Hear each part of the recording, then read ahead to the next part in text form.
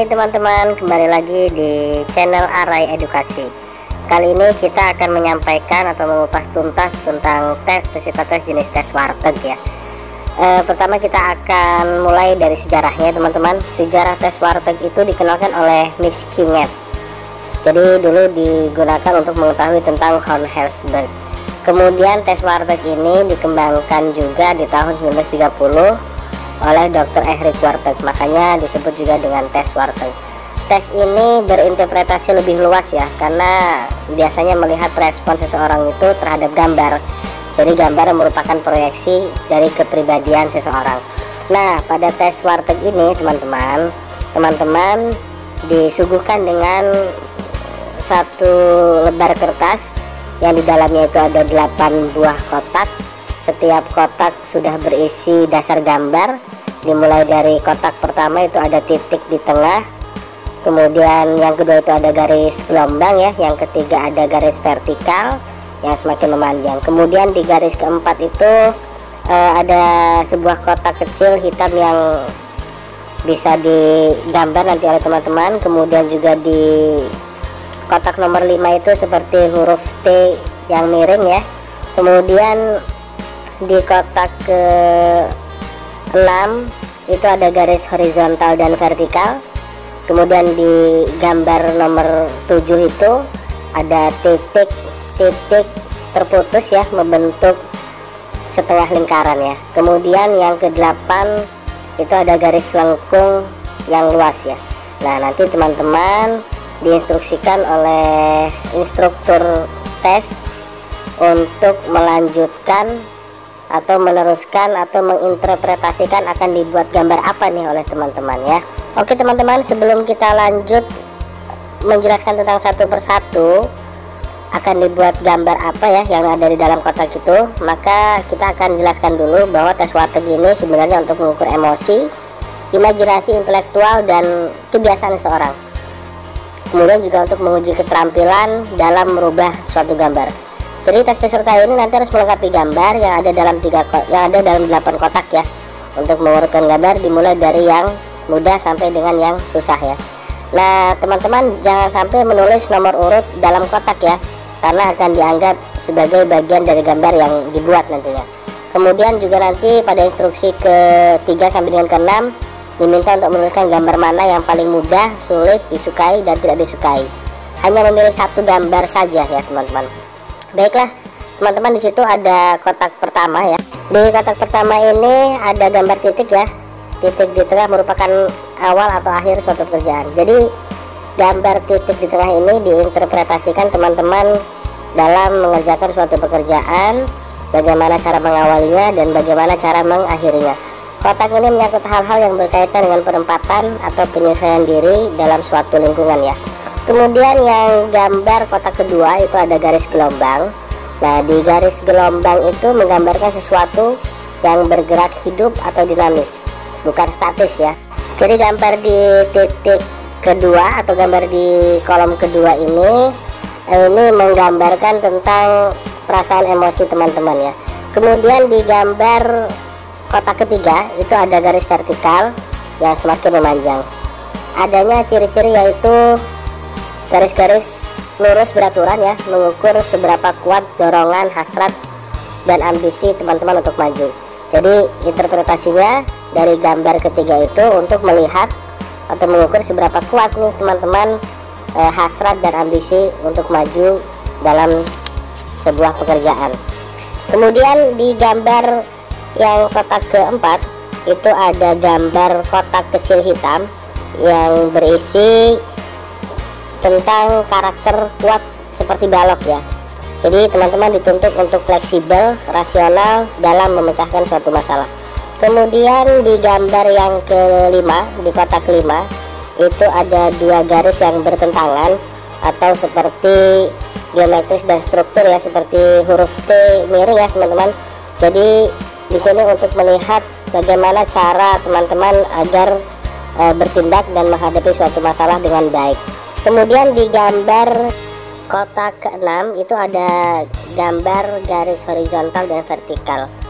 Jadi menunjukkan dua garis yang berpotongan ya. Jadi di sini berinterpretasi untuk berhubungan dengan daya sintetis dan analitis. Artinya teman-teman akan dilihat dari gambar ini dalam pola kecerdasan dan penerapan memecahkan masalah ya. Kemudian di gambar yang kotak ketujuh itu membentuk setengah lingkaran ya. Jadi ini diinterpretasikan untuk menyangkut tentang kemampuan emosional, kemudian keefektifan daripada kemampuan rasional berkaitan dengan kepekaan perasaan, juga mengukur kestabilan dan kejiwaan teman-teman. Kemudian ada di kotak yang terakhir, itu kotak ke-8, itu ada garis lengkung yang luas. Nah, itu mempunyai objek yang fungsinya menginterpretasikan untuk melindungi, jadi berinterpretasi juga dengan berkaitan hubungan sosial, masalah interdependensi atau saling ketergantungan ya. Mungkin itu singkatnya teman-teman. Mari kita bahas satu persatu akan dibuat gambar apa nih dalam kotak. Mari kita ikuti, dan sebelumnya jangan lupa untuk dukung channel kami agar di like, subscribe, dan share seluas-luasnya ya teman-teman. Baiklah teman-teman, kita ulas lebih detail ya teman-teman. Di kotak yang pertama itu ada titik di tengah kotak ya. Jadi yang tadi saya sudah sampaikan menunjukkan tentang karakter seorang dalam beradaptasi. Kemudian pola ini menggambarkan kelincahan seseorang. Nah teman-teman, coba gambarlah sesuatu yang hidup ya, yang memiliki karakteristik seperti yang tadi disampaikan atau dijelaskan.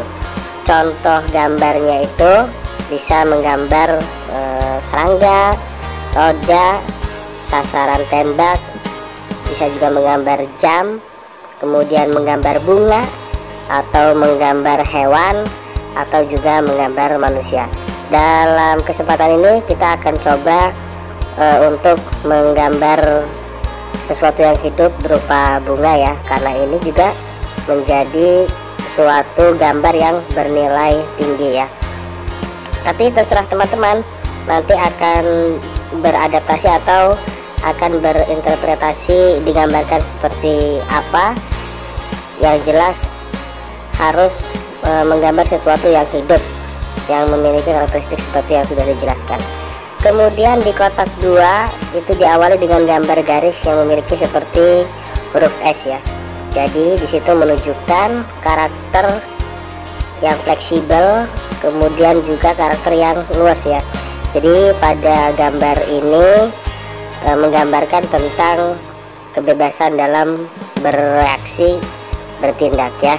Jadi dalam gambar ini teman-teman disarankan coba untuk menggambar tentang hewan terbang atau bagian dari gunung, kemudian bisa menggambar juga gelombang air, atau bisa menggambarkan awan, juga bisa menggambarkan alis ya, alis mata. Nah bagian ini kita akan coba untuk menggambar sesuatu yang dipandang fleksibel dan luas ya. Kira-kira kita akan buat gambar apa nih teman-teman? Coba teman-teman harus bisa menginterpretasikan. Kita akan coba untuk menggambar sesuatu yang hidup ya, menggambar sesuatu yang hidup yang terbang.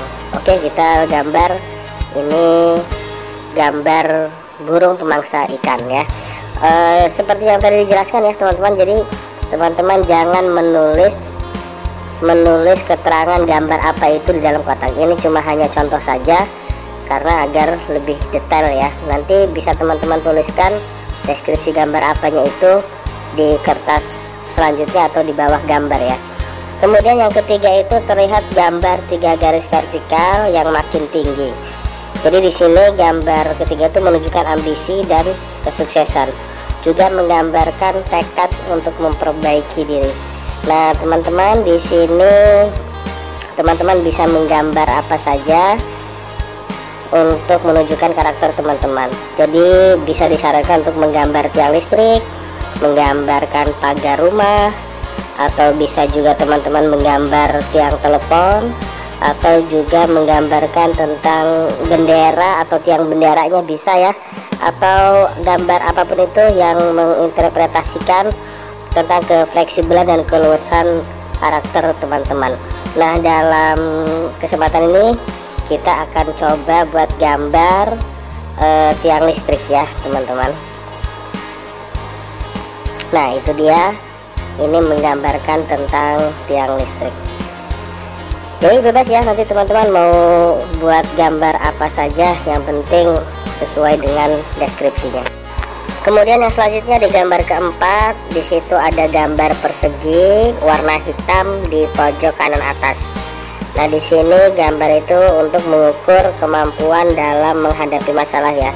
Jadi teman-teman menginterpretasikan karakter kepribadian teman-teman dalam menghadapi masalah. Nah, jadi di situ ada sebuah kotak persegi warna hitam. Jadi silahkan diinterpretasikan atau dideskripsikan akan dibuat menjadi apa. Disarankan untuk membuat sesuatu gambar, contohnya seperti bangunan dari beton, bisa membuat gambar papan catur, atau bisa membuat teka-teki silang, atau juga bisa membuat jendela rumah atau pintu rumah ya.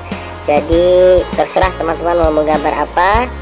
Dalam kesempatan ini kita akan coba untuk menggambarkan di gambar keempat ini dengan gambar kotak catur ya, papan catur ya. Jadi papan catur ini juga sebuah gambar yang bisa menginterpretasikan karakter seseorang dalam menghadapi masalah ya. Yang selanjutnya itu di gambar kotak kelima ya teman-teman. Di gambar kotak kelima ini bergambar seperti huruf T miring ya, huruf T miring. Jadi di sini untuk menguji cara berpikir teman-teman, kemudian menggambarkan tentang kecepatan seseorang dalam memecahkan masalah. Nah, jadi teman-teman gambarlah sebuah objek yang kompleks ya, cepat dan tepat, seperti contoh gambarnya itu bisa membuat mobil. Nah, mobil kan melaju cepat ya. Kemudian menggambarkan tentang alat kebersihan sapu atau menggambarkan tentang alat kerja palu, atau menggambarkan kapal terbang, atau juga bisa teman-teman gambar itu menjadi sepeda dan lain-lain ya. Terserah pengembangan teman-teman. Setelah dijelaskan, yang jelas di situ akan diuji tentang cara berpikir menggambarkan kecepatan seorang dalam memecahkan sebuah masalah. Nah, dalam kesempatan ini kita akan coba menggambar itu dengan jarum suntik ya, karena jarum suntik juga bisa digambarkan untuk suatu pemecahan masalah. Kemudian yang selanjutnya itu di gambar kotak ke-6 itu ada gambar garis horizontal vertikal yang terpisah. Jadi di situ menggambarkan tentang kesederhanaan yang menghadirkan realitas ya. Jadi bisa menggambar TV, kamera, proyektor, rumah, hidrator dan lain-lainnya. Pada kesempatan ini kita coba gambar itu dengan sebuah kamera ya. Yang selanjutnya itu di kotak ke-7 itu ada gambar berupa titik-titik terputus seperti huruf C ya, atau setengah lingkaran. Jadi di situ menggambarkan sebuah kestabilan emosi, kemudian menginterpretasikan sebuah proses yang dilakukan dengan hati-hati dan tidak boleh sembarangan. Nah, teman-teman bisa menggambarkan di gambar kotak ke-7 itu seperti gambar ulat atau ular, kemudian juga bisa menggambarkan bunga atau kalung bunga ya, menggambarkan hidung, bisa juga menggambarkan jejak kaki. Yang penting teman-teman bisa berpikir, artinya di gambar ke-7 itu sebuah kestabilan emosi ya, kestabilan emosi yang dilakukan agar dipandang bekerja dengan hati-hati dan tidak boleh sembarangan. Nah, kali ini kita akan coba menggambarkan, memproyeksikan di gambar ke-7 itu kita gambar dengan jejak kaki ya. Oke, itulah gambar jejak kaki ya teman-teman. Jadi ini yang tadi dimaksud, gambar titik-titiknya itu yang melengkung itu tidak boleh disambung ya. Kemudian selanjutnya terakhir yaitu yang kotak ke-8 ada garis lengkung ke bawah. Jadi di sini menggambarkan tentang kedewasaan dan kebijaksanaan dalam mengambil suatu keputusan ketika ada suatu masalah dalam job desk pekerjaannya nanti ya. Jadi di sini teman-teman menggambarkan sesuatu yang hidup ya, bisa menggambar hewan seperti gajah, kemudian juga bisa menggambarkan wajah manusia, menggambarkan matahari, bulan, bola, atau bisa juga dengan pohon-pohonan, buah-buahan, bisa juga seperti payung, roda, layang-layang, dan sebagainya ya. Jadi silahkan teman-teman mau menggambar apa, yang penting gambar yang mudah dipahami dan deskripsinya sesuai dengan karakter yang tadi sudah disampaikan, bahwa untuk menggambarkan kedewasaan dan kebijaksanaan dalam mengambil suatu keputusan. Nah, kita coba di kesempatan ini kita menggambarkan yang menjadi sebuah kedewasaan dan kebijaksanaan dalam mengambil keputusan itu digambarkan seperti pohon jamur ya. Artinya pohon jamur ini bisa bermanfaat dan dirasakan manfaatnya oleh orang gitu ya. Oke teman-teman, itulah tadi detail dalam mengisi setiap kotak pada psikotes warteg tes ini ya teman-teman. Nah, yang selanjutnya nanti teman-teman diinstruksikan untuk mengurutkan nomor ya, mengurutkan nomor tes kotak gambar mana saja, diurut dimulai dari angka 1 sampai dengan 8, mana yang didahulukan dan mana yang diakhirkan. Nah, berikut ini interpretasinya teman-teman. Jadi kotak yang ke-1 jika didahulukan perasaannya itu seimbang, kemudian dianggap konsentrasinya baik. Tapi jika diakhirkan diinterpretasikan bangga, perasaan diri, konsentrasinya tidak stabil. Kemudian jika teman-teman mendahulukan kotak nomor 2, nah berarti itu diinterpretasikan menggunakan perasaan dalam bergerak senang ya. Apabila diakhirkan perasaan ditekan, dingin, tidak pede ya. Kemudian jika kotak 3 didahulukan, itu diinterpretasikan ingin berprestasi, ambisi, ingin diakui. Tapi jika kotak ketiga ini digambar pada atau diakhirkan, itu digambarkan dengan rendah diri dan infantil ya. Kemudian yang selanjutnya jika kotak 4 didahulukan, dipandang rasional, cenderung mencari masalah gitu ya. Tapi ketika diakhirkan juga ini cenderung lari dari masalah. Kemudian di kotak kelima itu jika ditulis untuk didahulukan, itu dapat diinterpretasikan vitalitas atau energinya kuat, kemudian sikapnya dipandang oposisi. Tapi apabila diakhirkan itu dipandang vitalitasnya lemah dan tidak bisa mengendalikan diri. Kemudian selanjutnya di kotak ke-6, jika kotak ke-6 ini digambarkan didahulukan, itu dipandang seorang itu rasional, logis, dan formil ya. Tapi jika diakhirkan dipandang atau diinterpretasikan dikuasai fantasi atau tidak formil.